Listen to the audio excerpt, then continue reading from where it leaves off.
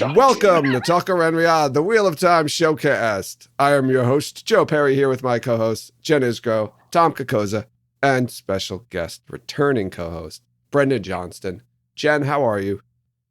I am good. I was thinking today that I appreciate the Saturday between Good Friday and Easter Sunday because my family has a really big Good Friday party and a really big Christmas Eve party. I know it's a very, very good day to celebrate. But I like the day in between to recover. Like Christmas should have like a day in between to recover, I think. So this is a good day for me. I'm wouldn't be Christmas Eve. Getting ready for the Easter. I understand that. I just appreciate the. I think this is the first time I've ever heard anyone say, you know what, Christmas should be more like Easter.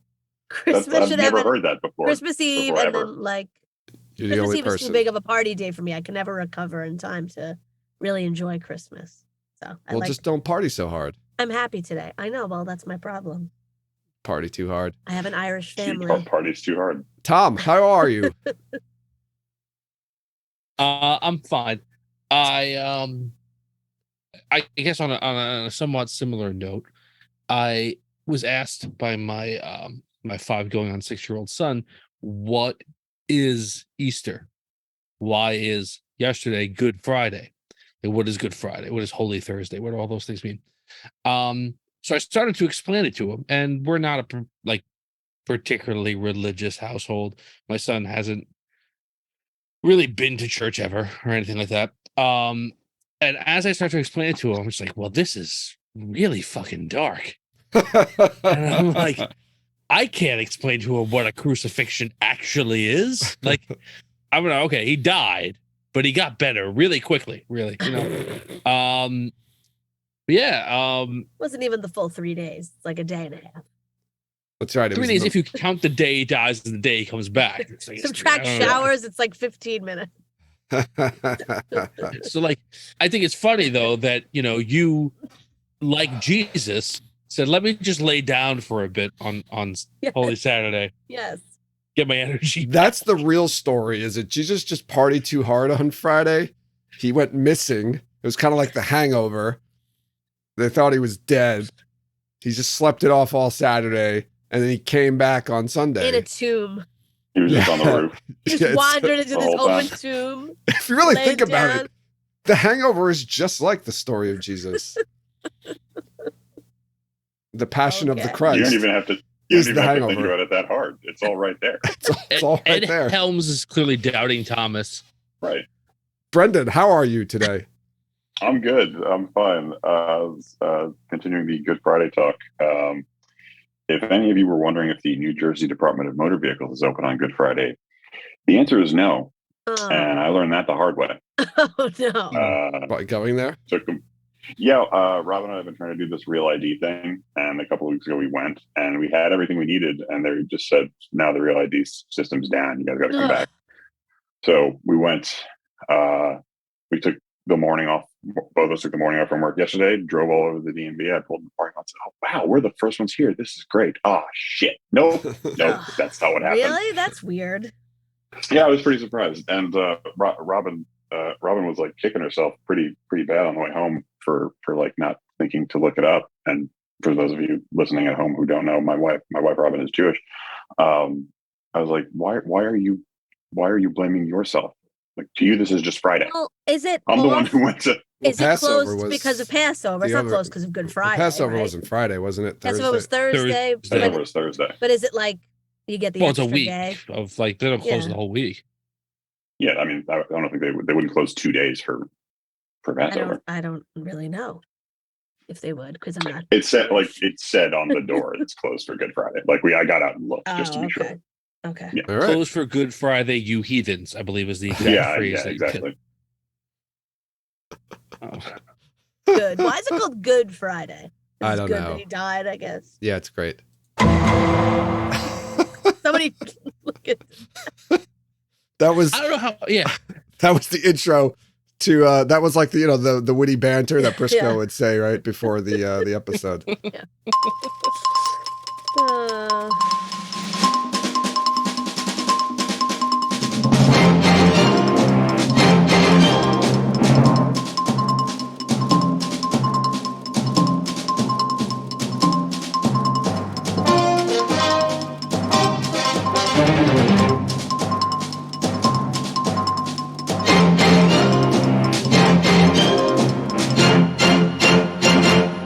welcome back to another edition of Where's What Origins. We're just going to get right into it, get to the nitty gritty. Tom, any news? No. Brendan, has One your day thoughts I'm going changed? to have news, and it's going to be totally wild, and it's going to blow you guys away. But today is not that day. Okay. Jen, anything? Somehow I'm going to get the information first. I've got nothing, but when Jesus comes back tomorrow, I will ask him if he has anything, and I will report back next week. Oh, that's good. That's good. I decided today that I was going to ask ChatGPT if it knew where What Origins is, because I thought, everyone's been talking about ChatGPT, AI, chatbot. People are asking it all kinds of crazy questions. I was like, maybe ChatGPT knows where What Origins is. So this is what ChatGPT said. Brace yourselves. Or as Rafe would say, gird your loins. Based on the available information, it is unclear where the last 2 episodes of the Wheel of Time Origins are available. It is possible that they have not been released, or that they were released but are no longer available for viewing.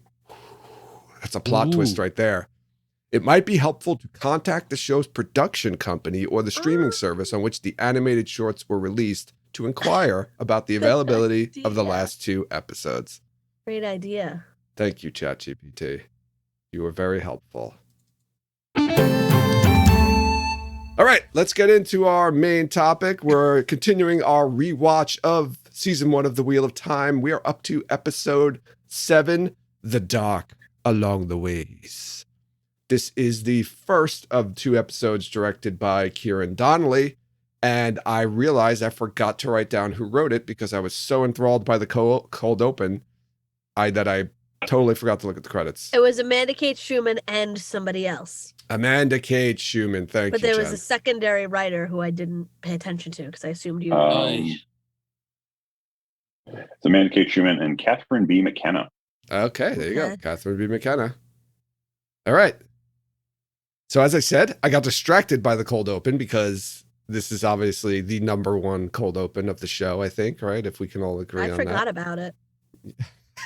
Really? Very good, Jen. What?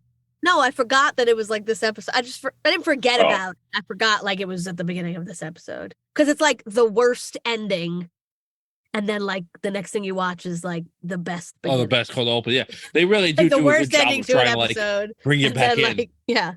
Although when we get past the cold open, they start the actual episode with just the voices saying, "Matt, come on," like to remind you of the bad ending. It starts like a second later after the end of episode 6. Yeah. Yeah. So I have a question, right? This is clearly the best cold open of the show. Is this the best scene or part in the entire season? It's so hard to say that because it doesn't involve any of the players in the main story other than like Tam. But so it's like it's really good, but is it the best scene in the whole show? I don't know. It's like the best shot scene, best action. I don't know. That's a hard thing to say. I think it is. I think yeah, I agree with you. Like everything Jen said, I agree with. I think the battle in Two Rivers, at least the part like starting when no, really the whole thing. I was going to say starting when Moraine and Lan show up, but really the whole thing is I think that's actually the best scene in the show. What do you think, Tom? Yeah, it's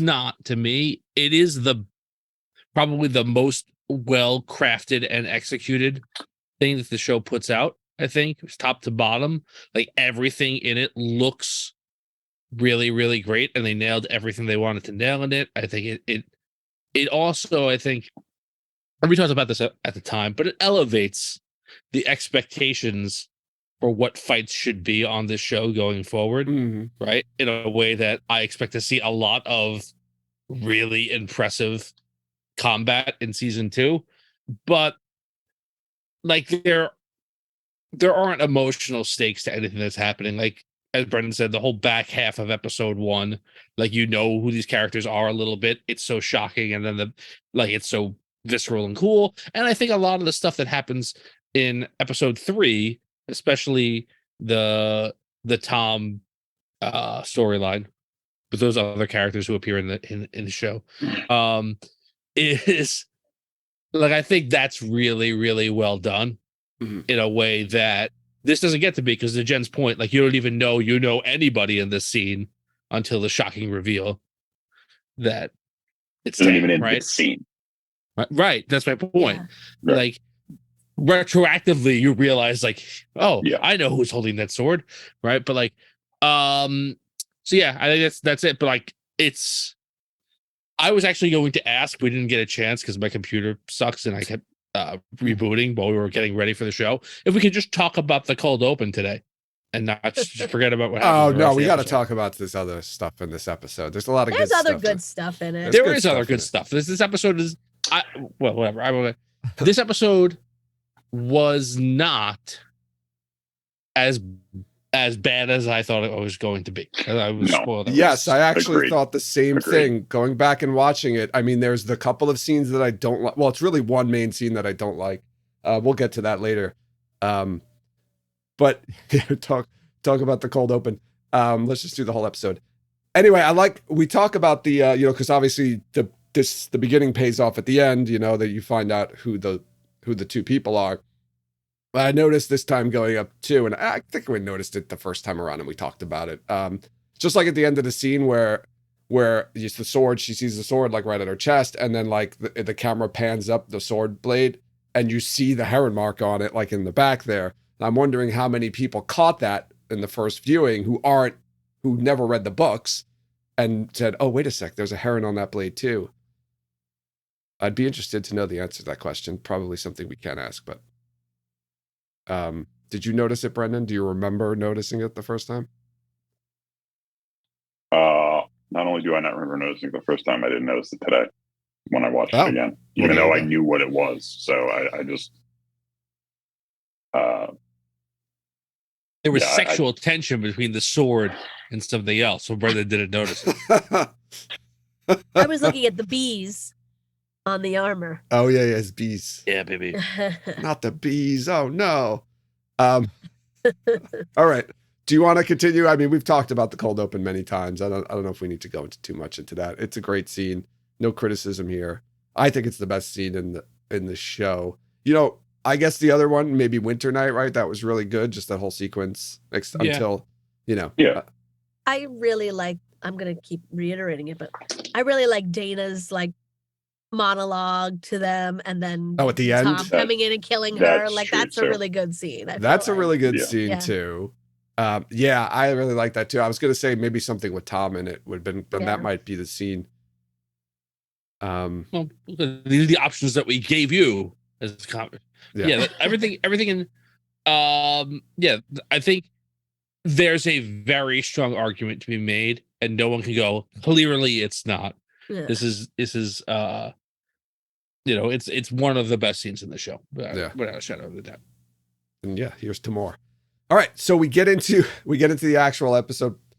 Again, I think it's just a black screen and you hear the voices of everyone like, "Matt, come on." I guess to remind everybody of what happened. So they're inside As if we'd forget. Yeah, right. We're inside the ways. I have a question about something Loyal says, because Nynaeve's like saying we're going to go back for him and she'll channel and open the whatever. And Loyal says that you can't channel in the ways because it'll draw match in Shin. One, does this mean Loyal knows another way? And I'm talking within the TV show realm here. And then how did Maureen plan on opening the way gate at the other end? Did she just think like, oh, what, we'll be at the end and I'll just open it real quick and we'll jump through? Yeah. Yes. Yes. I mean, Okay. that's how they get out this time. That's how they get out. Yeah, that's true. I think that's exactly it. It's like, don't channel unless you're all leaving, because if you don't all get out, Yeah. and then they can't use the gate because it's right there. Like the gate is useless to them Yeah, because it'll just be waiting for them to come back in. that's right. So even even if they wanted to channel it, all leave, get Matt, and go back. When they went back in, Masterton would be right there. So Yep. Yeah. And does Loyal know another way? And why doesn't he say it if he does? I don't understand the question. All right. I'm sorry. Does Loyal know another way to get in to get out of the ways? I don't know if he does definitively. And Brendan, what Joe's alluding to is not necessarily. I don't think it's a spoiler because there was like promotional images released for this episode. Right? I think it's for this episode, not episode 8, right? Yeah, it was it's this. There's a shot of it was a cut scene, I guess. Like they probably Yeah. well, you it see was, him, but it was it's just a released as a cut promotional shot. still, and then it wasn't Yeah. in the actual episode. yeah. Where you see how Pat and Fane use the weights. Because Well, you don't. You just see okay. Pat and Fane holding like a funny looking you see leaf. Pat and Fane holding a leaf, a small leaf, which is like it's like a secret hidden key on these way gates. Yeah. It's actually almost the same. It looks like the same shot of when Tom walks up in episode 3 from behind and he slides the dagger out. And it's like the shot of just the back of him and his hand. Gotcha. It's a similar shot where it's Pat and Fane's, like you see his hand down and you see. No, I thought you saw his whole. Don't you see him? No, his whole body I don't think you holding it? see. What am I thinking No, of because then? there's just another shot where you see him, but like, and like again, they did say like that got cut, but that's going to be part of the show. Like that there's another way, right? Got it. Yeah. So that's, but yeah, I don't know if I would assume that no, I would say no. Like they wouldn't know that. Okay. Right at this point. Go ahead. No. I have a question about something. I didn't like write down what the exact dialogue is, but right at the beginning, Rand, when they're coming to terms with Matt not being there, Rand says something to the effect of like asking Moraine, "Did you like? Is this your doing? Did you make him stay behind somehow?" Like, what does Rand think Moraine could have like? It's pretty obvious that Matt just doesn't come. I thought he was saying like she shut it on him before he got through. Yeah. But I think he's also like looking for someone to blame because I feel like that makes sense. he probably feels like it was his, like he should have made sure he got through or something. Even though, yeah, like clearly it's not like he tried to get through and didn't make it. He was not coming. Yeah, but I think he's just trying to like put blame on her and he's mad. Yeah, and I think you said it last week, Brendan, too, I think, right? Like, Rand was supposed to be watching out for Matt, and he probably feels guilty that Matt didn't get through because he's supposed to be looking out for him. Yeah, that's true. And he's getting more and more, I think, stressed out. Yeah. And like a true hero, he decides to assign that blame to somebody else.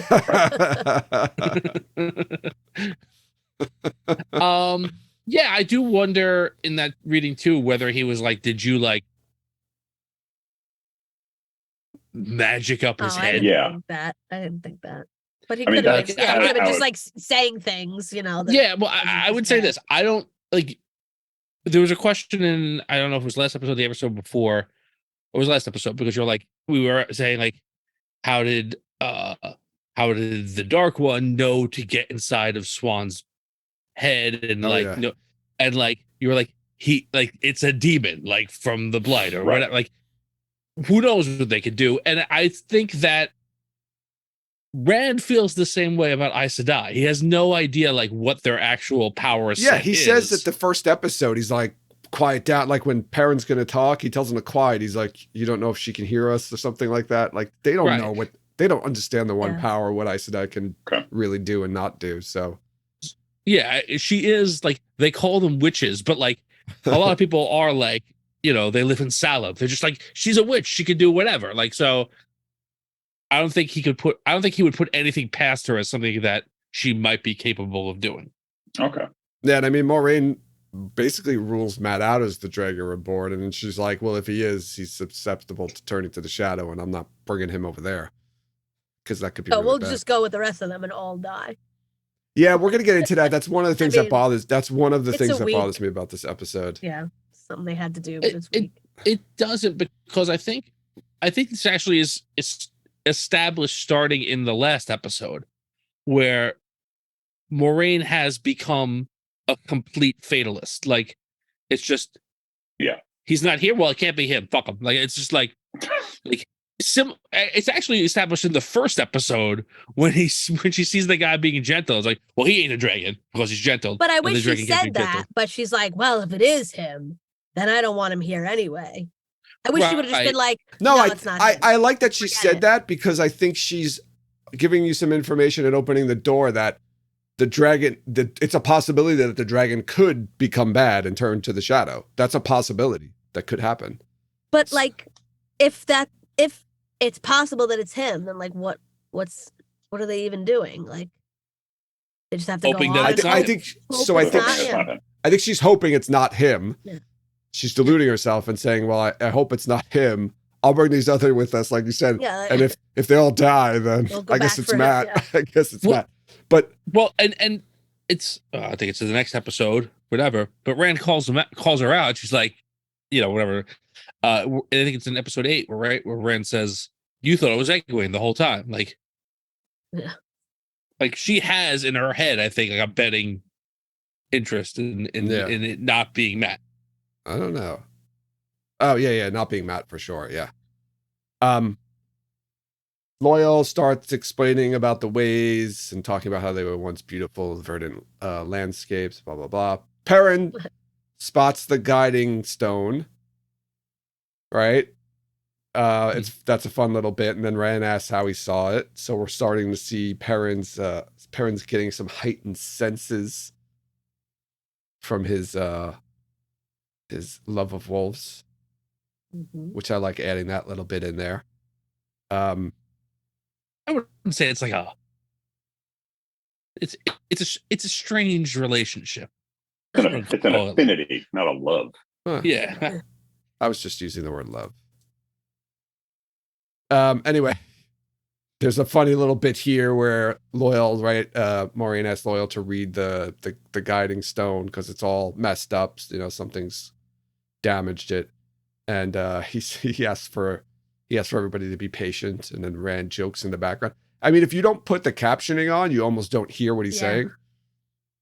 He says if he asks for patience, we're all going to die here. Which is funny because it's quite possible. My man Loyal, immediate no respect. Something I don't remember. Maybe I just missed it or I just don't remember it. But Lan mentions how someone or something's following them, and later on, I think it's right after the Trolloc attack. There's a clear shot of Padden Fane standing there. I don't remember seeing that. Oh yeah, it's like a flare in the flash of light, right? Yeah, it's very clear. I don't remember seeing it this time, but I feel like I've seen it in the past. Yeah, I feel like I might have missed that the first time around. I just didn't remember it. But I was like, oh. Yeah, it's very much a Gollum sighting, Yeah. kind of in Fellowship. It would right. have been cool if he was hunched over like Gollum. Just his eyes. You see, like, they're really starting to play up now the Perrin and feelings for Egwene thing, right? Yeah. We've got Rand and Egwene like cuddling up, and then you could see Perrin's like resentful, and now you see Nynaeve notices it, setting up for the later horrible scene. There's a couple other scenes in here too where like you just notice Perrin like reacting. So we talked about it when we talked about episode 1 in this rewatch, how like when we first watched it, or when I first watched it, I thought this was like atrocious and like shoehorned in a way that I was like, this is terrible. And then watching it again, I'm like, nah, it's pretty well seated from episode 1, and you can see in episode 3 like there's potentially something there as well. So it's not like out of nowhere. It's still not great. But I was wondering, like, when I was watching it now, knowing that, okay, no, it was me not catching on to that the first time, but it was something that was seeded throughout the season. Would I like it any better? Didn't. Well, we're all right. We're talking about it now, so let's just get into We're it. jumping ahead. Yeah, we're gonna jump ahead. We'll move back, but just because you started it. I did just mean that scene, not even later, but fine. No, but you mentioned, like, you alluded to stuff that's going to happen later on, so we might as well talk about it.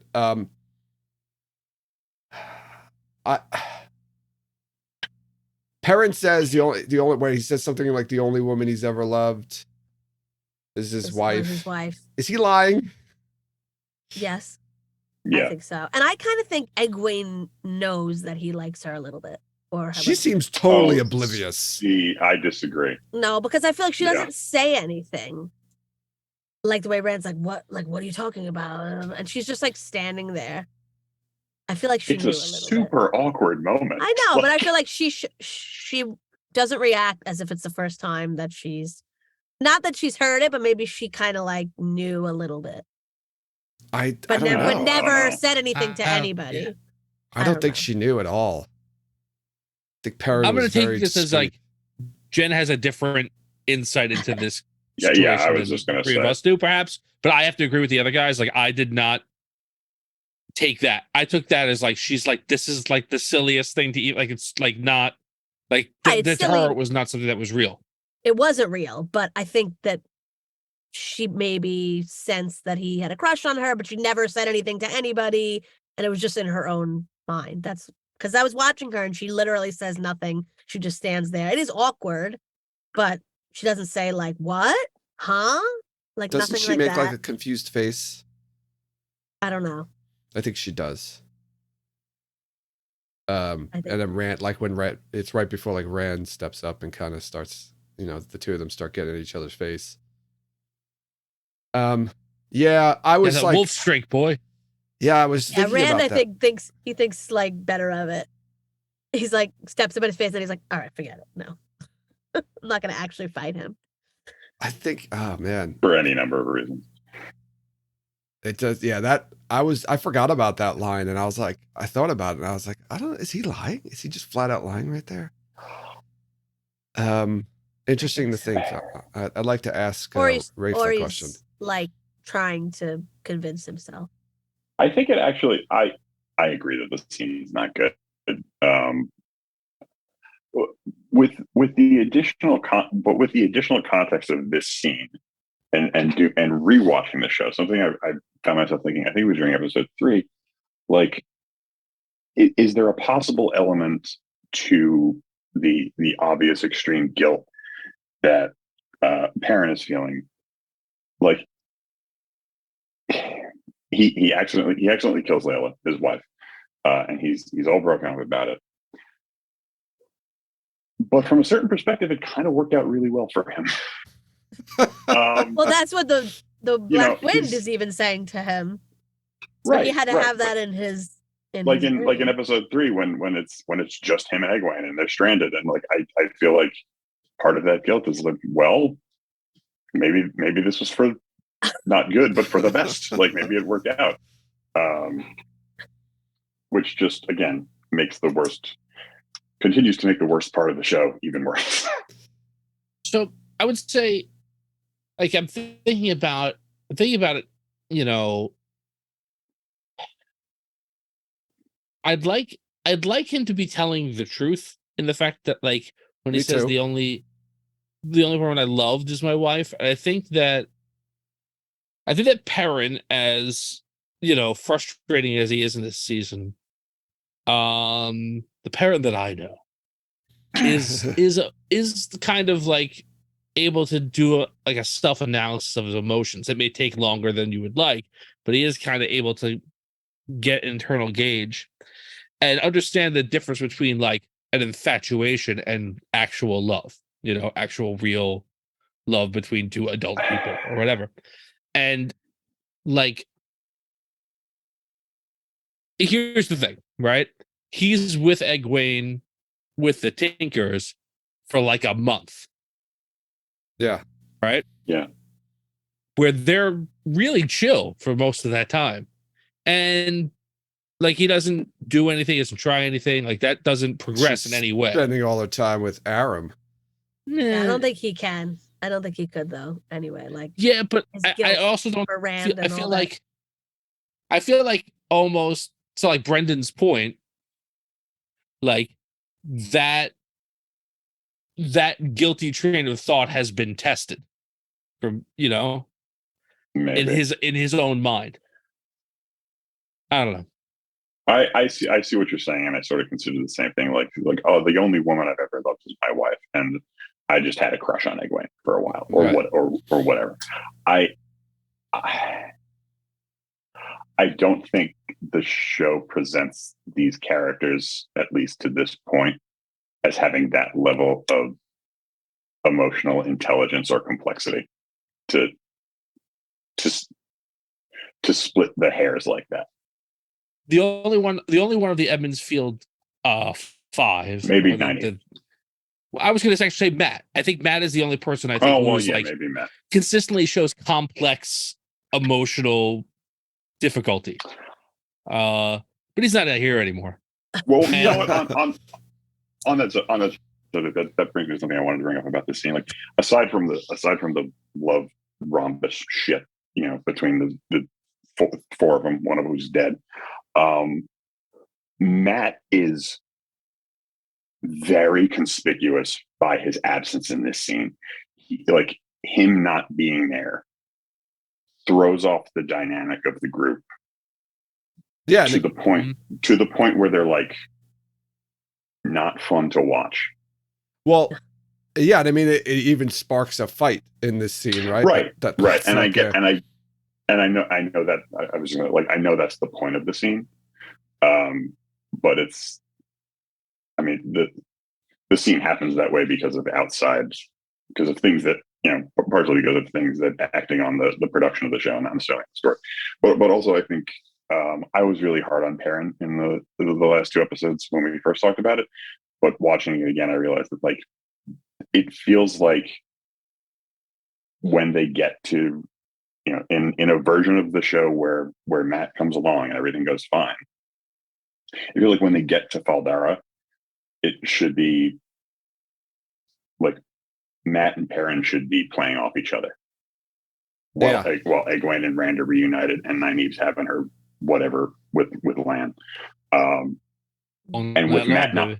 Well, yeah, even I put that together. But like with Matt there, it's like Perrin doesn't have anything to do. And it seems even like more should. Frustrating that there's another character he could have been talking to the whole time. They absolutely Sorry. Yes. Maybe Loyal. We need to maybe go could back talk to about- where we were because the disrespect on Loyal is out of control. I really am starting to think that, like, Hamed wasn't available or something. Like, I wonder also too if it was a similar kind of thing with the Trollocs, where it was like to do his makeup was so intense that, like, I don't know. that's a whatever. really They were lame only- excuse. Like, we're not going to do a scene with one of our characters because we don't want to go through the makeup process. I just think No, maybe there were like COVID protocols in regards to how many Yeah. people could be around each other, and like they have to be masked and stuff. And One he more couldn't person. be for however long it would take him to do the prosthetics. I don't know. It's a question I have. In Yeah. regards, but he's in episode 8. I don't know. I mean, he's in the first half of this episode. He just disappears. it would be Mhm. weird if he was in this scene, though. No, In this he doesn't have to be particular in this scene. We're Doesn't not have to be saying in that. this scene. No, Just I'm not saying that. Just somewhere around. Let's go back to right the end, where with the end of the ways. Yeah. The Trolloc, right? That weird, really creepy looking Trolloc comes, and Egwene channels. No, wait, it was Rand. Rand channels the Trolloc, pushes it off. Now, here's something I thought about this time, and I didn't think about it other times. Egwene even apologizes. She says, "Oh, I'm so sorry. I didn't mean to channel." Wouldn't Moraine have realized, like, Egwene didn't channel? I didn't feel anyone channeling. Well, Moraine's She distracted was for one asleep. thing, and Wasn't she sleeping? Was she? Oh, she was lying down. Oh, well, they like Oh, were yeah. I don't know waking if up. They were like, wake, right? Because Egwene woke up when she heard the whistling. And then the Trolloc, I don't remember. Everybody. Yeah, it was I like, mean, yeah. she was like waking up. You're right, as Yeah. it was happening. I'm pretty sure Egwene does channel, but it's just They show her channel. yeah. Egwene Well, does no, No, channel. do they it. don't. I watched it because I watched that scene like 3 or 4 times before. Oh, I kept really? rewinding it, and it's a great scene because it's. Did you see, like, you see Egwene. It's a close up, so Egwene's there, and then you see like Rand in the background coming, like go to put his arms around her, and then you just see like the weaves come from off screen. It's like it's a tight shot, so you can't tell where they're coming from. They just come like off screen into the picture. I would swear that the weaves you see the first time around are white. Mm-hmm. And they are. Rand's weaves. When you Rand's see them weaves are again, they're black. black. No, but when you see it the second time, you see both the black and the white. Like, you know how like Logain's would be black and then they would kind of, it would be white first and then black like, or whatever. Not, like, I think to Brendan's point, like, there's a certain level of things like where withholding information is one thing, lying about the information that you're seeing is something else, right? And showing channeling. Well, she didn't say anything. Tainted. No, you, the audience, are watching untainted weaves, and for them to go, "Oh, really? There was actually we just didn't show you." No, but you see it on the flashback shot when they show the full shot in the flashback. Yes, you see them both channel. Why would Egwene say, "I didn't mean to channel" if she didn't channel? Because she thought she channeled. Is that how that works? About channeling? No, she's barely ever channeled before. She doesn't know what's going on. She could think she channeled. She couldn't. Yeah, I kind of agree with Joe on this, if only because she would never think that Rand had channeled. So even if she didn't feel like she channeled, she would just have to assume. But she even apologized. She said, "I didn't mean to channel." Like, she doesn't even think she channeled. She just assumed it because the Trolloc got blasted away. Channeling came out. Why would she apologize for doing something if she didn't think she did it? Because where else would it come from? She didn't. I'm not saying. Why would she think it came from her? Because there's two other people who channeled there. Because she was two other behind her. It was coming from her. But nobody sees weaves. Remember? She does. I don't. She doesn't see his. She doesn't see his weaves. There's no way. I agree with Brendan. There's no way she would just go like, "Oh, like that would be like, oh, I'm sorry, I punched you when I know I didn't move my arms." No, it's very different than that. We're talking about magic here. Somebody who's like learning how to use magic doesn't know what they're doing. Still have to do it. You can't. Like, you may not know what you're doing. You may not know what the end result of it is, but like, you can't. Like I don't think you can channel. I don't think you can not channel and not know that what you did or didn't do. Right? You don't think. You don't think like she could just be kidding? like, I'm sorry, I guess it was They talk about this all. They talk about this all the time in the books about like Wilders and how they don't realize that they're channeling. But she's not. She was already channeled on purpose. She's not a Wilder. I know, but what I'm saying is she like doesn't know. She's just learning to channel. She doesn't really know what she's doing. It's possible she seemed surprised too. She was like, oh, it almost felt like she assumed it was her. Yes. Because she didn't know what happened. That's what I agree. Why would you? Okay, I'm gonna play this out because I didn't think about this as much until we're talking about it right now. But like, I'm with two people who I know do magic. I didn't do magic. Magic was done. Why would I assume I did the magic and not one of the other two people did? I think because like you said, yeah, they were both asleep, like just waking up. Yeah, but I didn't do it. A Trolloc jumped in front of her and it got blasted away from her. All right, and she knows she could do magic. She said, so she was like, "Oh my god, I did that. Happened? I'm sorry, I didn't realize I didn't mean to." That she did it. Right? All right, I'll have to go back and watch the flashback scene then to see if you can see two distinct weaves coming out. I think that I'm kind of a both. I think that they may have both channeled, but I also think that Egwene might say that even if she didn't channel because she thought that she did. So I agree with both. Okay, let's put them down on the list to ask questions to ask Rafe if they both channeled. But I think, okay, first of all, I'm just looking at the chat. Everyone agrees with Brendan and I. I know that doesn't make you right. They're right. Yeah. Everyone thought the world was flat. Most people didn't actually think that. No, it wasn't. Right. Most people thought the Earth was the center of the universe. Okay. That's more. It's very similar. We thought we weren't going to have enough time to fill it, guys.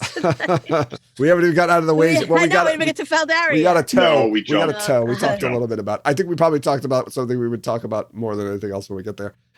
Just like the end, right? We get so Machin Shin comes right because channeling happened. Whoever it came from. Maybe Machin Shin would tell us who did it.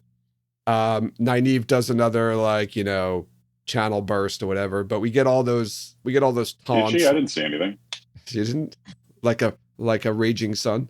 No. You didn't see it? Was Logain there? Did he see it? But we get the match and Shin taunts, right? Of the channeling. We go into get to everybody's head, and you know, match and Shin Not torments everybody. them. Yeah, it goes through everybody's head. No, Well, not Loyals. No, sorry, not not everybody. Loyals. Not Loyal's head. Sorry. It does. We just don't get to see it because I guess he's not that important or something. He's not. Well, here's He's the thing, only guys. person there that we don't get to see. He's You're not that right. important. Maybe he's I immune love to him to it. pieces, but he's not that important. Maybe also Ogier not a immune person. to it.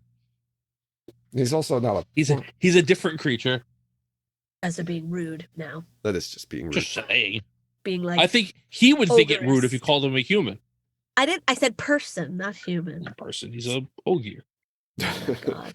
I wonder if he could be immune to it. Maybe Ogier are immune to it, but He's not immune to No, it. they're not. I don't think they are. what would it say to Loyal? Let's play that game. If you were gonna you rewrite left the scene you and add left Loyal. not because you wanted to see the world, because you were afraid of your responsibilities. Stuff like that. I would You'll think. never read all the books in the world. I think there's legitimate and whatever. Like I think that there's legitimate things that Loyal is Oh, I got another. not dealing with. As the Yeah, character right. You ran progresses. away from You- your I was gonna say, people, you know. They asked you to help get them through, and now they're all gonna die because There you go. All of them interrupt you every time you're trying to talk. They're so fucking rude. you'll never finish a sentence again. You'll never finish a sentence in this show ever. When they come out of the Waygate, though, I will say I think it's quite obvious that Rand seems most affected by Yeah. what happened. He's the only one crying, and I mean Egwene The looks rest of them are fine. pink guy, right? Yeah, Egwene looks fine. Like Perrin's the only one who looks, you know, somewhat. What's the word I'm looking for? I can't think of it. Shaken by what he's heard. Like Egwene looks like I she's think totally Moiraine- fine. I thought Moiraine looked shaken too. Yeah, Moraine looks horrible. I feel like she was looking at them to kind of I thought she buoy their looked, I thought spirits. she looked wrecked. I thought she was. Moraine looks increasingly rough this entire episode. Yeah. Like every Yes. time you see her, Doesn't brush her hair one time. Yeah. No, yeah, you would think she goes to the Faldara and they would have some servants come out and give her a nice brush. Just thinking of like Wizard of Oz, where they all go to like brush here, brush there.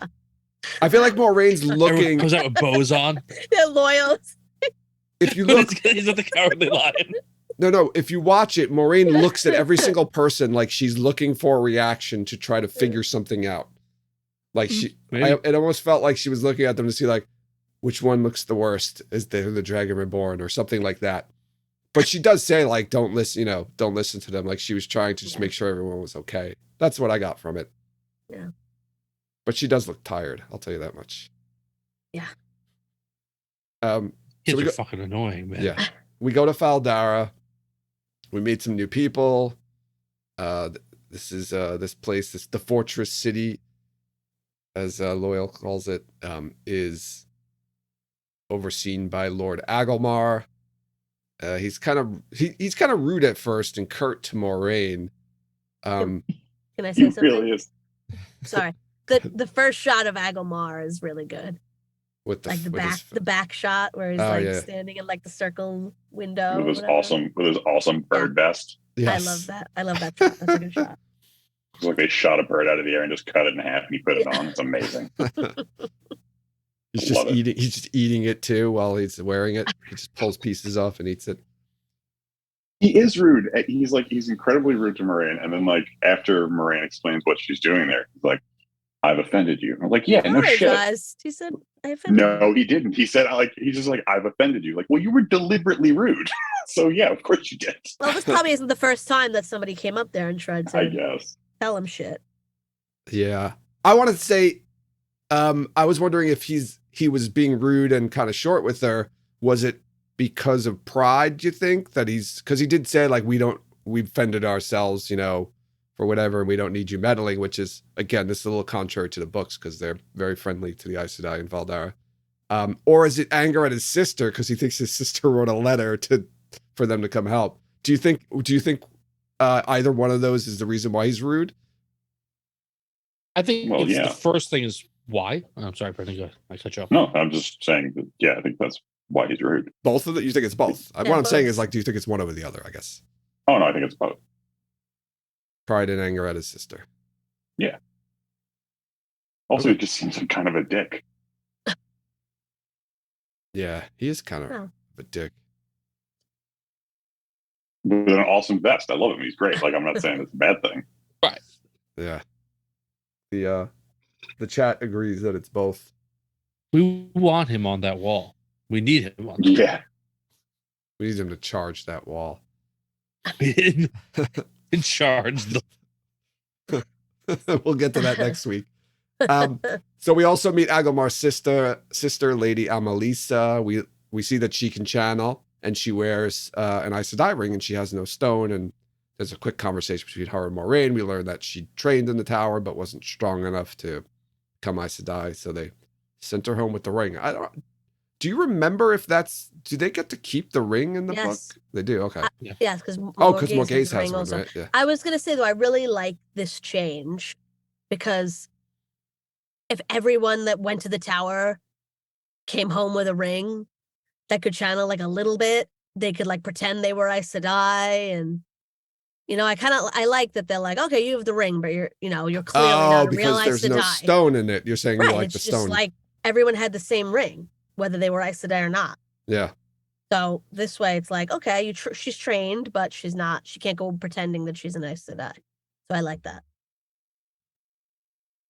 They don't get the ring till they become accepted, right? Right. So did Morghese become accepted? No, right? They just gave her one like honorary. And we're getting into spoilers. Yeah, I think that was more of a political move than anything else. Okay. So here we go. Right? Here's the scene where Moiraine says, I want you to send a message to the White Tower. I want you to send a message to the Reds to find Matt. Why is she sending the message to the Reds? Why not the Blues, her own Aja? She wants them to take Matt out. You think they're just going to kill a guy, like, just for no reason?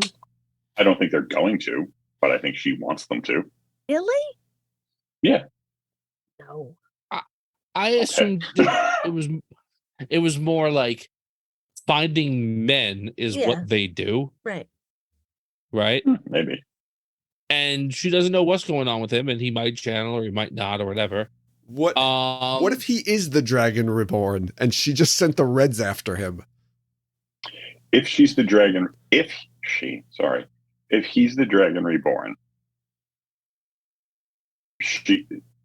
he's not worth it. If he's the dragon, like she as much as says to Lan, if he's the Dragon Reborn, we're all fucked. Because that means the Dragon Reborn is evil. So she sends the Reds after him to, on the 1 in 5 chance or 1 in 4 chance or whatever it is that it actually is him. To take him out before he gets too powerful and before he can get anywhere near the eye of the world, and let the Dark One out. Yeah, I mean, I don't know. Supposed to go there. I like that, Brendan. It seems weak because one, like you said, there's like a 1 in 4. Really, realistically, there's a 1 in 4 chance it's him, and so I guess you're right. If it's not him, then he doesn't really have much to fear. Right? He's not going to get gentled. They're just going to hold him for her. But if it is him, Moiraine doesn't know that he's going to be turned to evil or turned to the shadow. She doesn't know that for a fact. But he's already been corrupted. But what she does know is that if the Dragon Reborn doesn't face the Dark One, that they're fucked. So why not take the chance? Like there's no alternate, right?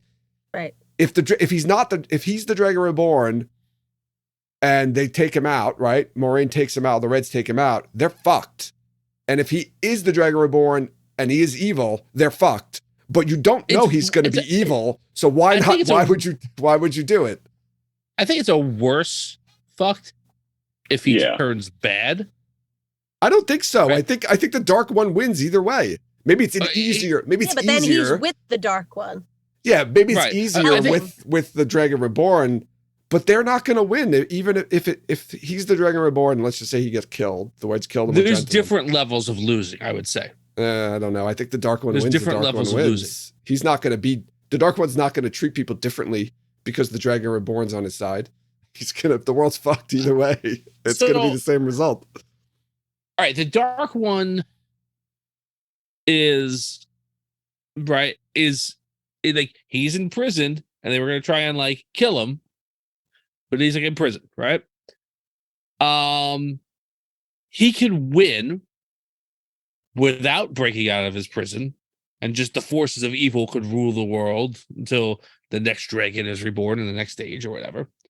Or he can be free of his prison. He's going to get free no matter what. The seals are going to break. With or without the Dragon Reborn's help. All right, this is a conversation I think we need to continue without break. Okay, yeah. All right, let's pause it there. I just think it's very odd decision for her to make. I feel like we're gonna get very spoilery. I don't know. It was odd. Like why she picked the Reds? Why didn't she pick the Blues? Well, I see. It's funny because I don't know how great a job the show did for me in writing around some of the things that they had to deal with. Yeah. I love this. Like, look, this is what we have to deal with. He stayed behind because what else we're gonna do? You know what? F it. Like, I'm not gonna have like a loose end where he's just floating around somewhere. He's just gonna be in Tarvalon next season. We'll deal with it then. And like that's I thought that this was a very neat solution to like wrapping that storyline up and putting it in a place where it needs to be in next season. But they didn't have to say the Reds. She didn't have to. They could have left it. Let's see what happens. She didn't have to say. Okay. She didn't have to say the Reds, but she did. And the Reds, at least in the context of the show, are as close as the Aes Sedai get to being bad. And it's showing that Moraine is willing to do anything, including work with these people who are more extreme and more violent in their practice of whatever you want to call it, who she's openly feuded with for the last 2 episodes, because she thinks the possibility of Matt being the Dragon Reborn and turning to the dark side or whatever, it is that bad, is that dangerous, that she's sending the Reds, who the TV only audience only knows as the loose cannons, who gentle people who they shouldn't, without without due process, without sticking to the rules. She that's why they sent the Reds. That's why she sent the Reds.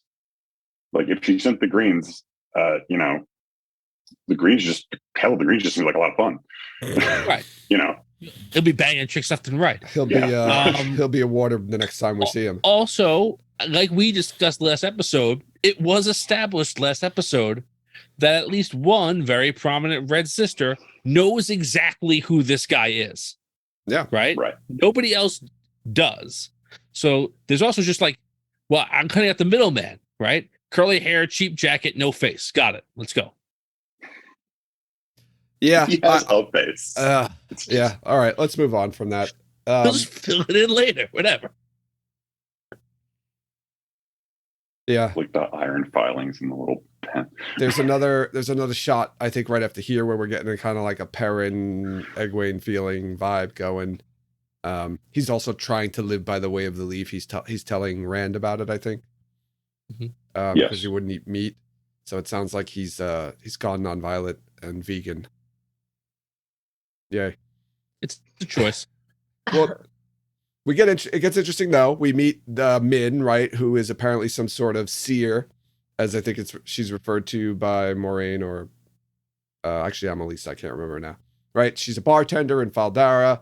Apparently she has these visions where she can kind of see the future, and Moraine wants her to look at her party and tell her what she sees. So we get I wrote down all of the visions that she explains. So we get Perrin, yellow eyes, blood running down his chin. I think we all know what that means, right? Yellow eyes, we've already seen that. Vampire. Yes, he's a Jaundice. We got Rand rocking a baby. So I want to talk a little bit about this one. Is this a foreshadowing of the end, the last episode? Yes. Okay. I had a question. I had a comment about that too, Yeah. though. Do you think it has anything to do with the vision that she saw of his father holding a baby? I don't know. Like- That's what I was asking. Maybe she's just like giving him a fake vision, like, or like relaying it back to, like, she realizes that he's the baby. She knows at the end. He certainly doesn't look like his But it's dad, him. like Tam. So it's not like she got confused and thought it was. No, but she knows can't who imagine he why he is. doesn't look She like knows Tam. he's the baby.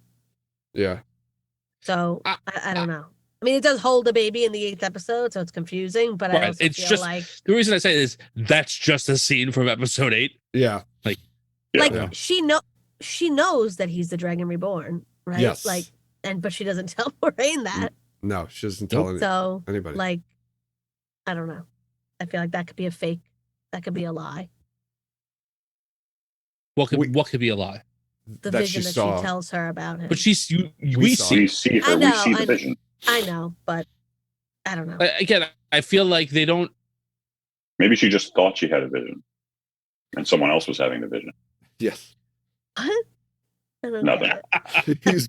he was being Like, I don't calling think- back to the Elaine channeling, possibly. Yeah, wait. Yeah, I think the Egwene, like- sorry.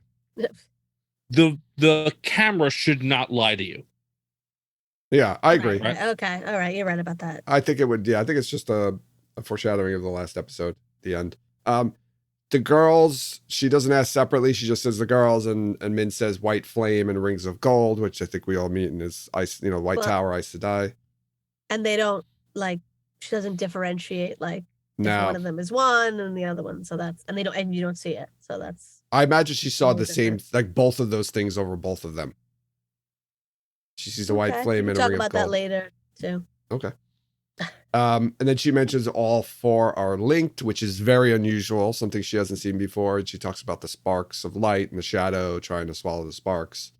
That we don't see at all this season. We don't see anything. So this could be something further down the road. And then she tells Moraine that she sees the Amerlin seat like all dressed up in full regalia, and she will be her downfall. You The want to say something first about that? Go ahead. oh, no, I'm sorry. So you open your mouth also. Dad, we What's both going went. on? We Oh, both went okay, like we no. were going to talk. So go ahead. No, go. Ladies first. No, go ahead. You go No, first. I just the specificity of Min saying the Amerlin seat will be your downfall is a very well done contrast to the inverted but equivalent specificity of Moraine swearing loyalty or her oath to Swan and not to the Amerlin seat at the end of the last episode. Do you think Because that? I was going to say, do you think they're getting at something in the show? yeah, well, yeah. I Like, think why do you there's- I think that's a neat inverse converse kind of a thing? Well, I think it's implying that Swan is not going to be the Amerlin seat forever, and maybe not even for that long or that much longer. All right. What were you going to say, Jen? I was going to say is her like Swan is the one that told her to go to the Eye of the World. And then when she goes to the Eye of the World, she ends up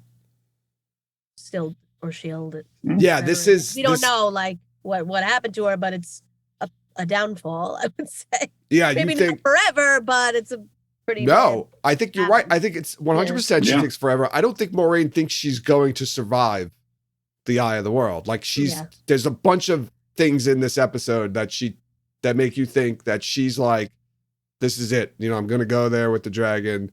Hopefully we'll win. I'm probably not coming back. Because she even has a conversation with Lan later about this. Right. So I think that's what she means. I think she means exactly what you said, Jen. Swan was the one who told her to go to the Eye of the World, and that this is it. She's going to be dead. She's not surviving. well, that's what Moraine thinks. Yes. Because Min, whatever. Yeah, Min Alright. doesn't know, though. She just knows, like, I guess as much as that. Well, she has to interpret what she sees, so I guess Yeah. that's true. Yeah. Okay. Yeah, I think it's an interesting point just on that. Like, Ming can tell you what she sees, and she can tell you what she knows, but you're still going to filter that through your own experience. Mhm. And like that is something that Moraine's like, oh yeah, well she sent me here. I'm going to die, so got it. Check. Yeah. Right. And to Brendan's point, maybe that's not what that means. Yeah. Yeah. All right, we already talked about the next scene, so we'll jump over to actually a scene with Moraine and Lan, where, again, this is another clue that I think that Moraine thinks she's not surviving this. I But don't even think they're clues at this point. I think she's Like she just flat out knows it's a suicide mission. But I have a question here, right? Because during this conversation with Lan, right, she does kind of feel guilty about, dragging him around and whatnot, and that, kind of implying that she's not going to be around forever and he deserves better. But she says to him, like, tomorrow we're going to go to the Eye of the World. Do you think at this point, does she plan to go without Lan? Or is that just like it happened because of the way Rand came and approached her, and she's like, let's just go now? I have a note about that. Go ahead. Do you think that I think that she was planning on going with Lan, but maybe because he slept with Nynaeve, that changed her mind on that, and then she decided to not take him with her. That hasn't happened yet. No, I know, but it happens before they leave. She's saying right now she is planning to go with right Lan. now she's planning, but then okay. the course of the night something happens that she knows about that, and then she decides, you know what, I'll leave him there and let him be with her. I don't know. What say you, Tom? Has Moraine planned at this point? Does Moraine plan to go to the Eye of the World with Lan? I don't think so. Okay. I think Moraine cares about Lan. She doesn't really care about any of these other people, right? She wouldn't have necessarily a problem sacrificing them for this cause, but if she has the ability to like give him an out, she's gonna take it. A warder's job is to protect an Aes Sedai. She doesn't need protection. She's not going to be alive. She knows that. Mm-hmm. But they were going straight there, and they were all going to go. So what? They were going there in the morning. Again, I think No, I mean, but like their original plan was to go straight there, like all of them, even Loyal was. Oh yeah, like what I get what you're saying. Like what was she gonna do? Like they all of them had to meet in the morning and leave. Like how was she gonna dodge Lan? No, I'm saying like originally when they were on their way through the ways, they were going to the Eye of the World straight. Yeah. They weren't stopped, so everyone was going. Like Lan was going. Oh, I see what you're saying. Yeah, I don't think that she had that. First of all, I don't think, and I think this is kind of clear. Maybe in this episode we talked about it. Changed her mind. Yeah. And I think that we talked about like her physical appearance like getting more and more frazzled.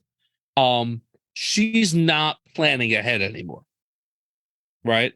Like she's always somebody who's looking towards the future. She's always somebody who has like a plan, has somebody. There's none of that anymore. Now it's just reaction, and I think that there's a lot of stuff that's like for her happening in the moment, and I think this is one of those things. Hedsky's pointing out too in chat that she does tell him to go say his goodbyes to the people in the city. Mm-hmm. But I mean, that's true, but she could just be saying that to, distract him also, but just kind of to play it cool. Yeah, it's interesting, Jen. Your point's good, right? Because they were originally going to go straight to the Blight through the ways. So how would she ditch Lan then? It could have been the Min viewing that changed her mind, or just what happened in the ways, right? Machin Shin's effect on her too, what Machin Shin was saying to her. But then also it doesn't make sense, right? If they're going to leave in the morning, they're all, I'm assuming, planning on meeting in the morning. Like how would she get the four of them and like sneak out on Lan? I don't know. She'd have to go to their rooms. Says, Lumen said, I think she planned to go with him because she doesn't know who the Dragon Reborn is and needs his help to protect the whole group. Once she knows, she no longer needs to risk his safety because it's just the two of them. I agree with you 100%, Lumen. That's what I think it was. I think when she didn't know who it was, she needed Lan, but now she knows it's Rand, and Rand's gonna go. Like, let's just go, the two of us. Yeah. I like that. We get Lan and Nynaeve seen together. Lan meets up with his surrogate family. Nynaeve's stalking him. We learn after their I guess this is the post-coitus scene. I don't even remember if it was post or pre. But we do mid-coitus. No, it wasn't mid-coitus. Well, we didn't see but did they like have coitus and then have coitus again? Oh, in between coitus. In between two coituses. Interim coitus. Coit. Between two coituses, not as catchy as Zach Galifianakis' show, but more visually appealing. Of course. We learned that Lan is heir to a lost kingdom of Malkir. So there's some connections here that I didn't pick up again. This is stuff I'm picking up now, or maybe I just don't remember it. Is that the two of them actually have a couple? We learned that the two of them have more in common than we thought, right? And I want to talk about that, right? They both lost their families when they were young, right? Didn't make that connection in the beginning. Do you think Jen and Tom, from looking back at the book, do you think that's why they changed Nynaeve's backstory a little bit to give that connection to her to Lan? Sorry. I don't know. I didn't think about it until you just asked it. I didn't think about it until I watched the episode today. I was like, oh, I wonder if that's why they changed Nynaeve's backstory. I mean, it served two purposes, right? Because your parents died young. My parents died young. Well, they were killed. Like, they didn't just die young. They were murdered. Let's not quibble. Yeah, that's an interesting thought. I wonder if that's, I think that's a reasonable change just to give them more in common. And then the other thing too is another change that also gives them something in common is that, right, Lan is bonded to Moraine, so he can't really be in a relationship with Nynaeve. And then he makes the comment like, a wisdom never weds, right? So is that also, I'm going to ask again, did they make that change from the book that the wisdoms can't wed? So again, Nynaeve and Lan, it makes their love more, I don't know, forbidden. I don't know. No, I don't think so. I think the wisdoms can't marry thing is this is a change from the books, Brendan. That's a strict Rand Egwene conflict. That was the reason that change was there. Well, it served two purposes, so that was good writing on them, I have to say. Also served two purposes, not as catchy as doing two friends. It's true. Coituses serve two purposes. We get That's Rand, like a British comedy of manners. we get Rand and Egwene making up. Here's a clue that Rand is the Dragon Reborn. Another one. He says to Egwene, like about going to the White Tower, he says, this power that lives inside of you, you can't ignore it because it won't let you. He's talking about himself there. It's him. I didn't catch that. It's me.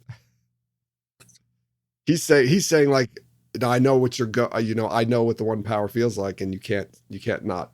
It won't let you, right? Ignore it. I hate this, by the way. I'll You say hate it this? again. Is it because he has sex with her and because he knows lies, he's gonna leave? has sex with her, and then slips out like a thief in the night. And just bounces on he her. wanted their last memory together to be a happy one. No, too bad. You don't get to decide what the last memory is just because you want to have sex one more time before you die. He's the Dragon Reborn, though. I don't think know if that's don't like why. it. Don't like it. I think he thinks this is the last time he's gonna be able to be with Egwene. This is goodbye. This is a goodbye. This is their last moment together. She doesn't know that it's goodbye, though. All right. But even if he lives, they're not going to be together because he's going to be the Dragon Reborn. Okay, then he shouldn't say that they are. I want to He didn't have to say that. Yeah, you're right. I just want to put a pin in this. This is another conversation I think that we need to have without Brendan. Okay. Fine. Also, it is. Sorry. I'm sorry. Not that this makes it okay. I see Jen's point, and not that this necessarily makes it okay, but that is the exact same thing Egwene did to him in the first episode. The exact same thing. Oh wow! Very true, Brendan. 100%. It's like, well, that's different because No. That's No, she didn't sneak out of the house and leave. No, but she was gonna leave, is what I No, think he but said.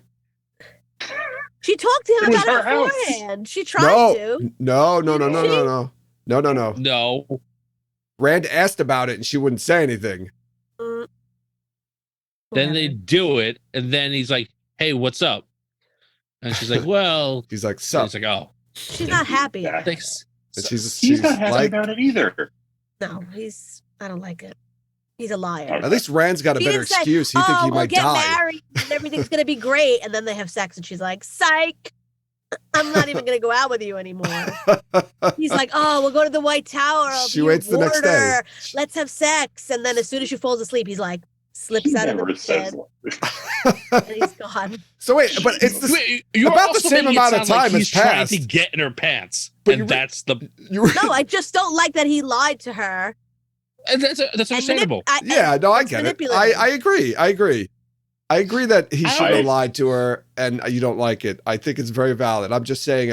I know I why don't he think it's did it. manipulative though. He's Yeah, not trying to manipulate her. I don't think he is. I do agree with your point about the fact that it's not his decision to make. Right? He's trying to take this. He doesn't want to tell her because she's going to go with him. Well, by And the he doesn't way, want just to say. the line that the Egwene's entrance line to the scene is great, where she says, "I waited in my room for you to come and apologize to me, Yeah. and you didn't come." It's like, whoa. Yeah. Rand answers it perfectly though. So Meanwhile, Perrin is sitting quietly in his room writing a hit song, "Alone in My Principle." Like, I don't know. Perrin's just I just went to bed early. yeah, I love that line though that Rand says, you can't ignore it because it won't let you. That's the hint. I wonder. I always wonder, like, people who haven't read the books or didn't know he was the Dragon Reborn, like at what point they think it's him, and because there's a few hints in this episode. And then we learn, right? Rand has his flashbacks. He wakes up in the middle of the night. He's having those flashbacks. You see him and Tam. Tam's babbling, and then they cut to the scene of the cold open scene, basically. The guy pulls off his helmet. It's Tam. And you're like, oh, shit. The woman dies. Rand takes the baby. And you're like, Tam takes the baby. And you're like, oh, that's Rand. Okay. And then we get the channeling with Dana. It's the channeling with Dana scene. We get the much debatable scene in the ways that happened. And then also the ways telling him, the Matt Jinshin telling him that he was the Dragon Reborn. So still, I really like the reveal. I thought it was really done well with all those flashback scenes. Yeah, I think I know in the original watch, Brendan didn't like it because he felt like they cheated in the Dana scene. But while they visually cheat because you don't see it, I will go back. I think we talked about it then. They don't audio cheat. There is an audio cue for when he channels in that scene. It's the same cue that they like, the same sound that you hear when other people channel. So yeah, no, I think the reveal is well done. And I think that I don't mind them withholding the like in the book, that scene with Tam happens chronologically. It happens like in the middle of the first episode. Yeah. And if it did, there'd be no mystery because everyone would be like, oh, it's the guy who's an adopted. Yeah. So I like that they put it here. I think it all works. Yeah. And he goes back to Min. I forgot that he went back to Min. I forgot about this entirely. Yeah, I forgot about this entirely. I really like that. I don't know. I really do too. Well, yeah. I think they needed that's some time. who he goes to. Yeah. Because he wants to get confirmation that he's the right. He's like, this woman sees things. Maybe she can tell me if I'm the dragon. And she tells him about her very first vision. Wow, huh? This is weird, right? Because so she's a kid, right? Yeah. Because this is 20 years ago. So she's got to be a few years old, right? Brendan in the books, Min's, I think, around, is she Nynaeve's age or maybe like a year younger, maybe a year or two younger than that? She's like in between Nynaeve and Rand, I think, age-wise. So so she would only been like 3 years old, possibly. I think she's a little older than that. I thought she was like, I don't know why I thought she was like closer to 6 or 7 years older than Rand, but she older than Nynaeve? I don't remember now. Okay. I'm gonna look Anyway, and see if I can she would find be a out. little girl when this happened, right? She says she was in Yeah. Tarvalon. That's where she lived. She saw a man in armor with a heron-marked blade, snow and blood, right? We've seen all that in the cold open. Baby born on the slopes of Dragon Mount. The whole raising in the village, surrounded by 2 rivers, blah, blah, blah, blah, blah. So she had this, this was her first vision of the dragon reborn. He also asked, he asked again, like, what else? What is he? I'm sorry. He asked her to read, like, what she sees in him. She says rainbows and carnivals and 3 beautiful women. Are all of those jokes? No. 3 years older in the books. 3 years older? Okay. And then here's the question I have, right? He mentions the eye of the world. Do you see anything about the eye of the world? Like he says, do I make it back or something like that? Why doesn't she answer him when he asks if he makes it back? Does she see him not making it back? He doesn't come back. He goes forward. Ooh. I like that, Brendan. But why? But my question is, like, she understood what he was asking, right? She understood, like, am I going to survive? Yeah, but I mean, that's not how seers work. Like, that's not how going to see a mystic works in a story like this. You can't well, you know what I meant. Yeah, that's not. He asked her a specific that's question. also that's not how her power works either. Like, you can't ask specific questions. You're right. You can't ask specific questions and get like she just sees stuff. She has no control over it, right? She just sees stuff that has nothing to do with whether someone asked a question. But if she didn't see anything, there's carnivals and 3 beautiful women in his future. Yeah, we think it's gonna happen in the Blight. So is that why she doesn't say? She's like, I answered that already. You have. Well, I don't know if she's being serious or not, but like, I think she doesn't say because I think even if she had an answer, that answer wouldn't help him at all. Right? But to leave him, she makes it to him seem like he's not making it back, though. Like, you got to say, she didn't even give him like encouraging words or say, I don't see anything, or you don't want to know. I don't see anything. It could be the kind of or thing. That's not how my power works. That's not how it works. She could have said something like that. She just doesn't say anything and leaves him hanging like he's gonna die. It could be the kind of thing too, and that's a where fucked like up thing to do. And I don't know, whatever. It could be the kind of thing where she knows if I say something, it could go this way or that way, and it's better to say nothing. Kind of like a Doctor Strange. There's a lot of different possibilities here right now. So just say I don't see anything, or that's not how my power works, or I can't tell. Like, don't leave a guy hanging. The guys ask you, am I going to live? And you're like, and walk away, like make a face and leave. That's fucked up. Maybe it's the kind of thing where he has to go in going like, maybe if he thinks he's going to live, he can't do what he needs to do. He has to be willing to lay it all on the line. What does that have to do with Min, though, answering him? She doesn't know. Maybe she knows that. All right. I'm throwing maybes out there. Also, if Rand, who we now know is the Dragon Reborn, and is about to go face the Dark One, asks someone who we know can see the future, am I going to come back? And she says, yes. That will make the next episode very boring. Yeah. Right. Well, they should have just cut the scene then. As soon as he asked the question, she could have looked at him and then they cut to something else. Like you don't know if she answered him or not. I think his demeanor would show I like Brendan's. I like Brendan's Brendan's first response of that's a bullshit question. Basically, you're not going to come back. Yeah, I mean that's yes. Right. That's my actual answer. Whatever happens there, you're not going to be the same person when you're done. Yeah. Okay. But to leave him thinking that he's going to die, though, that's all I'm saying. It's really. But also, what does she give it? What does she give it? Because he slept with some guy. She clearly he isn't. She knows he's the Dragon Reborn, though. She tells him. Whatever. She ain't got time for this. Boo. He's the president of the football team. The president of the football team. Yes, exactly. That's what you sounded like. You were like, oh, that guy's such a jerk. He was such a jerk in high school. All right, and then we Nynaeve apologizes to Egwene. Very out of character for Nynaeve, at least this early on in the story. Um, and then Moraine masks her bond, and off her and Rand go to the Eye of the World.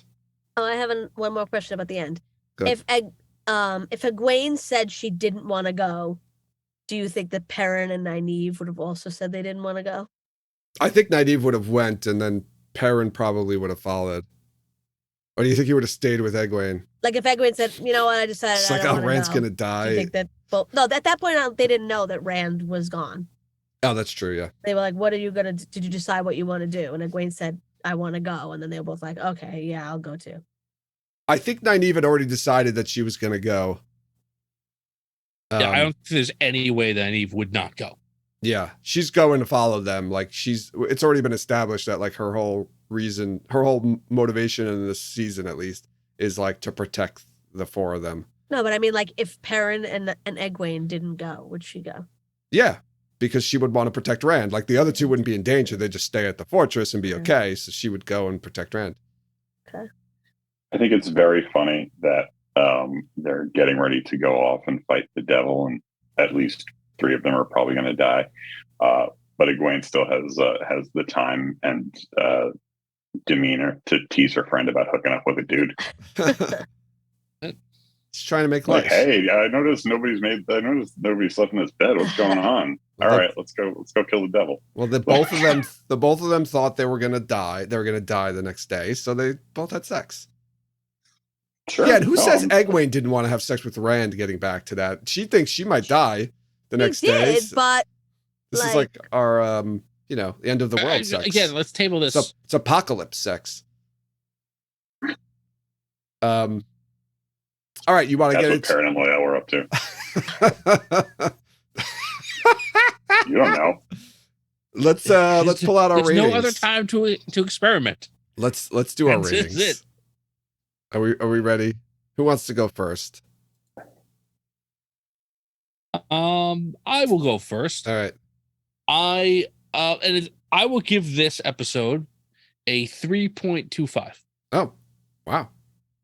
That's good. Yeah, I mean, go. The beginning is so good, and the parts that really bothered me, I think in the first couple of watches, like when we first did this, not all of them bothered me as much, and I think that they did. I think they did as good as they could do for the most part with what they had. I still think that the scene we all bashed is still off, but yeah. It's weird, like it's not the scene itself, like it's well done, like the acting is good and like the dialogue's not terrible in that scene. It's just stupid because like why are you putting in like this love rhombus or whatever Brendan called it. But also I feel like what also bothers me a lot is 4 of them, but it's unbalanced. Yeah. What bothers me a lot about that scene too is like Moraine's like assurance that everyone's gonna die, and like her just like making all these assumptions, which bothered me. Like just the way I guess they were trying, it was like that's the only creative way they could come up to make it seem like they all had to go, and there was like a lot higher stakes. Like let's just have Moraine say this is what's gonna happen, like to make it the stakes seem even higher. And I didn't like the way it was worked in there, but I agree with you, Tom. I'm going to give it a 3.25 as well. I was like using the first episode as my bar, which I gave it 3.5, and I was like, I don't know if I don't think I like this episode better than the first episode. So yeah, 3.25. I am going to give it a 3. All right. Brendan? I'm also going to give it a 3. All right. Wow, it's fine. I think this might be the close. Is this like the closest we all came to? This is definitely the closest cluster of scores that we all had. Wow. I think this might be also the only time. Maybe the only time even 2 of us had the exact same score. I don't know. No, there was a bunch of times where 2 of us had the same score. No. All right. All 3 of us had the same score for episode 1. Yeah. Oh, okay. Yeah. Which one of us is in all 3 of us? You didn't like the first episode as much as the rest of us did. No. This time around. Yeah. Wow, that's the closest. All right, look at that. I guess we're wearing on each other.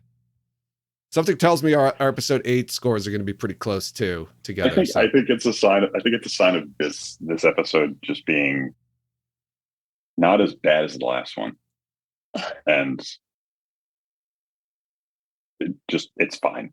Like there's not much meat on this bone. I mean, we still got an hour and a half of it, but but some of that was fighting. Yeah. All right, I'm gonna wrap it up here. I want to remind everyone. You guys have okay. Yeah, I don't. Do you guys want to do some? We've already been recording for like an hour and a half. So, do you want It's to fine. spoil the conversation? Yeah, I teased 2 conversations for after, but that's okay. It's fine. It's long. It's long. We can, whatever. Yeah. I'll talk about them on our Twitter feed or Okay. Discord or whatever. Okay. I'll reintroduce the wrap up, so I can cut all that out. All right, let's wrap it up here. I want to remind everyone to follow us on social media. You can follow us on Twitter, Instagram, and Facebook. Join us over in Discord to continue the conversation there. We post our episodes on YouTube, so go check out our YouTube page and subscribe, and you can watch the episodes if you prefer over listening. Rate and review us wherever you listen to podcasts, and check out our merchandise and Patreon pages. We got some really cool benefits on Patreon. You can listen to us record live. You get early access to episodes. You get monthly bonus content, all kinds of cool stuff. There are no links. Well, yeah, there are links to that stuff. Links to all the aforementioned information is included in the show notes to this episode. But before we go, I wanted to mention season 3 of Wheel of Time Idol will be this coming Wednesday on April 12th at the Dusty Wheel. I believe it's 8 o'clock. So go check that out. It's going to be a lot of fun. I heard there's like 60 entries this year, which I think might be the most entries ever. Out of pants. We submitted our entry yesterday, so if you don't really care about anybody else, watch to come see our entry. It's ridiculous. So yeah, check that out. Any last words from the 3 of you? Happy Easter to everyone who celebrates. Yeah, happy Easter. All right. Thanks everyone for listening, and you'll hear us next time.